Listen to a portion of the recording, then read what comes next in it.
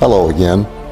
On behalf of Firefly Ministry and of course the Decatur, Tennessee Seventh-day Adventist Church, we want to welcome you to this week's preview of Pastor Shelton's message.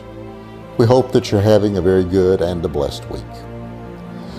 I was recently thinking about how sometimes when we look at even the simplest thing, how it can take on added dimensions of complexity or even beauty.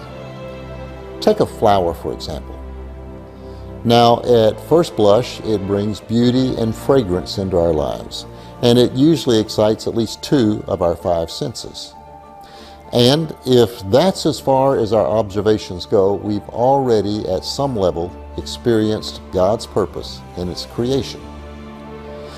But to the botanist, to the geneticist, and to the etymologist, the simplest flower opens up infinite discoveries of purpose, relationship, and function. For instance, we know that while flowers are beautiful, they are the primary way plants attract insects. The bright, colorful, and highly aromatic flowers attract bees, flies, butterflies, and moths inside to collect the nectar and pollen. Some flowers even have patterned lines on their petals that guide the insect down into the blossom. Other flowers have developed the sweet smells that attract pollinators from far away.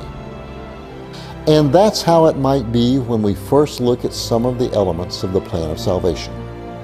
For instance, John 3:16 tells us how much God loves us.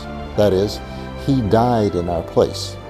And that's all we have to know in order to understand our value to Him. That's the simple beauty of salvation. God loves us. God loves you. God loves me. But when we look deeper, we begin to see that there's no way we can fully understand the extent of the risks that God took in dying for us. In other words, there's no way we can possibly know how much God really loves us and the price that He paid for us. And then there's grace. Paul in Ephesians chapter 2, verses 8 and 9 tells us that it's God's grace that saves us, and that this grace is absolutely free. But when we study more about this free gift, we discover there's so much more to it. And when accepted, this free gift leads us into a deeper relationship with Jesus. This week, Pastor Shelton has entitled his message, "The Limits of Grace." In this study, we will discover the role of grace and what it plays in the biblical process of salvation, and the 4 limits that God has put on His grace.